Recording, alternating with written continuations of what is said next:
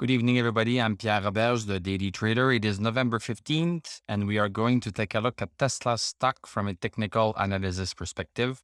My goal in doing these videos is to help you understand how you can use technical analysis to make better trading and investing decisions, also to help myself think things through out loud.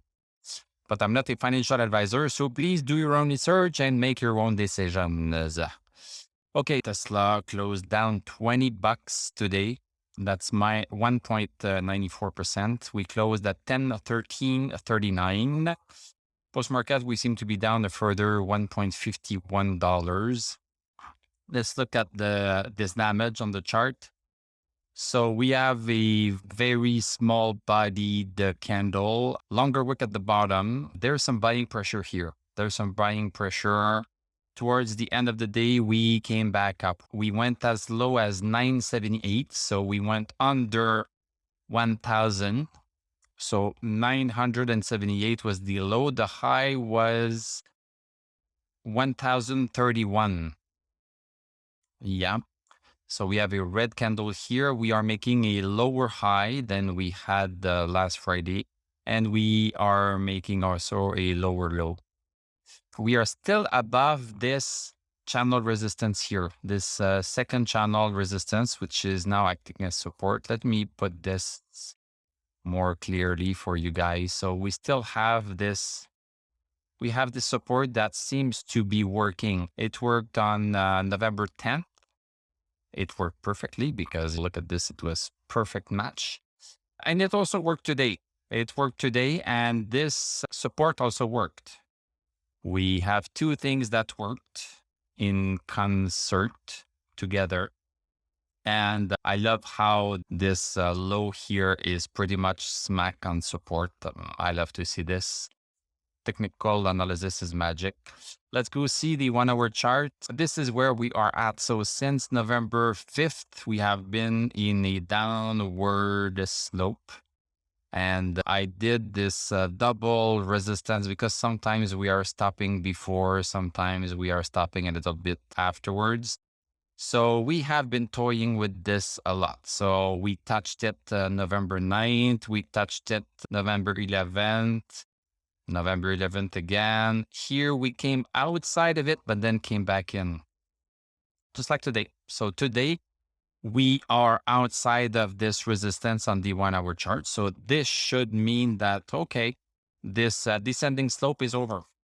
It should mean this. It should mean this, like it should have meant it here and also here when we only had this resistance. I added this one because we were getting, it was not precise enough. So I'm putting the second one there. So we should be out of it. We should be out of it. If we are out of it, we have a resistance at 1027.25. So 1027.25 is a current resistance that we have right here on the 1 hour chart. Let's look briefly at the indicators. So stochastic at 21. This is not very good. So this move here, this is a nice move. Stochastic did not agree. Stochastic was not even close to 60 when this move happened. So this does not bode well.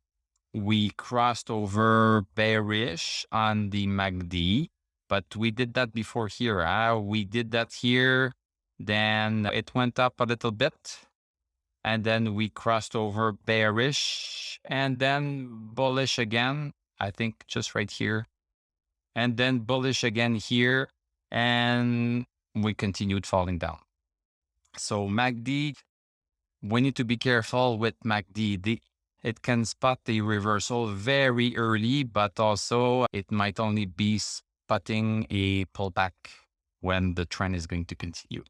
This is why I want to use something else like stochastic to confirm that the move is decent, and stochastic over 60 is one kind of confirmation that I like to have on top of crossing a resistance like it did here.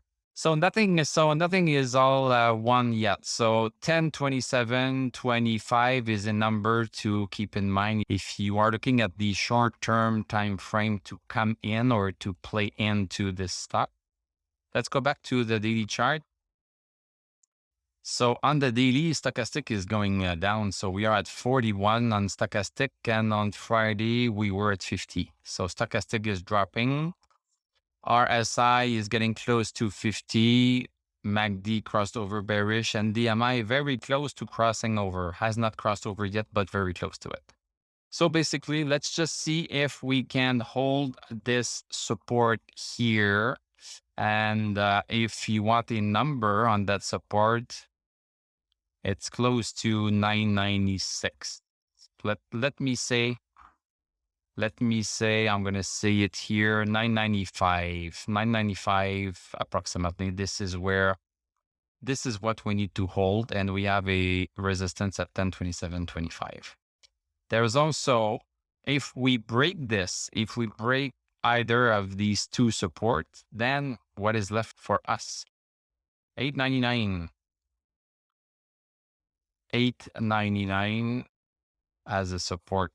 So we have 899 right here, which is not the all-time high, but it used to be the all-time high for a long time. So 899 is an interesting and important support. And if we bounce on 899, that would make us fill this gap here. So if we do this, we fill the gap, and then maybe the stock is going to recover at some point. Let's just see what it does. Cannot do anything else. We can short it a little bit. If we break this during the day, then maybe there is a little short here from approximately 1,000 down to 900. That would be a nice little play. Thank you very much for watching. Thank you for liking, commenting, subscribing. You can become a YouTube member. You can click on my TradingView affiliate link. I'm going to wish you a great evening. We are going to talk tomorrow, and I'm going to tell you à la prochaine.